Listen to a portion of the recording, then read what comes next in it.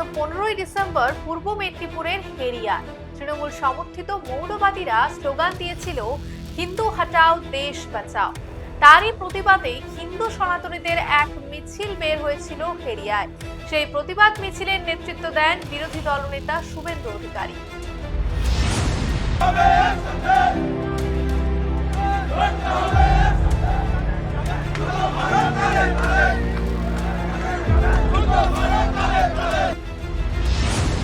অন্যদিকে গতকাল মালদা জেলার তৃণমূল সহ সভাপতি দুলাল সরকার খুন হয়েছেন দুষ্কৃতীদের গুলিতে।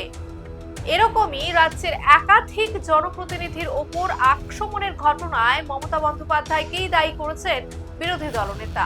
তৃণমূলের হিন্দু নেতাকর্মীরাও আক্রান্ত হচ্ছেন। কলকাতার বুকে সুশান্ত ঘোষ কাউন্সিলর আক্রান্ত হয়েছেন, সন্দেশখালীতে সুকুমার মাহাতো আক্রান্ত হয়েছে, মিনাখার এমএলএর উপর আক্রমণ হয়েছে, আজকে দুলাল সরকারের উপর আক্রমণ হয়েছে।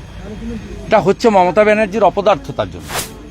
2021 সালে বিধানসভা ভোটে ভারতীয় জনতা পার্টির ওই ওল্ড মালদার প্রার্থী এমএলএ যিনি পরে জিতেছেন, গোপাল সাহার উপরও গুলি চলেছিল।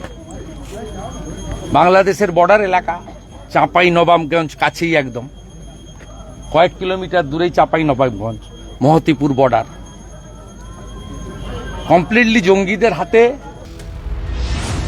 বাংলাদেশে হিন্দুদের ওপর নির্যাতন এবং নন্দীগ্রামে বিজেপি নেতা কর্মীদের মিথ্যা মামলায় ফাঁসানোর অভিযোগে একটি প্রতিবাদ মিছিলে যোগ দিয়েছিলেন শুভেন্দু অধিকারী। মিছিল শেষে সাংবাদিকদের প্রশ্নের উত্তরে রাজ্য পুলিশকে কটাক্ষ করেন শুভেন্দু। এতে আমাদের কোনো লোককে করে, এ তো সব মডেল। পুলিশের কাজ তৃণমূলকে স্যাটিসফাইড করো, পয়সা তুলো, আর যত রকম নোংরা কাজ আছে করো। তাই যার তার কাছে বন্দুক ঘুরে বেড়াচ্ছে, যে কোনো লোকের নিরাপত্তা নেই। বাংলাদেশে জামিন খারিজ চিন্ময় কৃষ্ণ দাসের। জামিন খারিজের ব্যাপারে জম্মু কাশ্মীরে ভারত কেশরীর মৃত্যু প্রসঙ্গ তুলে ধরেন শুভেন্দু অধিকারী। শেখ আবদুল্লাহর সময়কালে জম্মু কাশ্মীরের পুলিশ যেভাবে স্লো পয়জন করে ভারত কেশরীকে মেরেছে, আমার আশঙ্কা যে অবিলম্বে যদি 2-3 সপ্তাহের মধ্যে কেউ ব্যবস্থা না নেয়, তাহলে চিন্ময় কৃষ্ণ প্রভু, যিনি আমরা সনাতনীরা বিভিন্নভাবে বিভক্ত ছিলাম, ব্রাহ্মণ, ক্ষত্রিয়, বৈশ্য, শূদ্র, কেউ বৈষ্ণব, কেউ আর্য সমাজ, কেউ রামকৃষ্ণ মিশন, কেউ ইস্কন, কেউ ভারত সেবাশ্রম, কেউ ঠাকুর অনুকূল চন্দ্র, কেউ বাবা লোকনাথ ব্রহ্মচারী।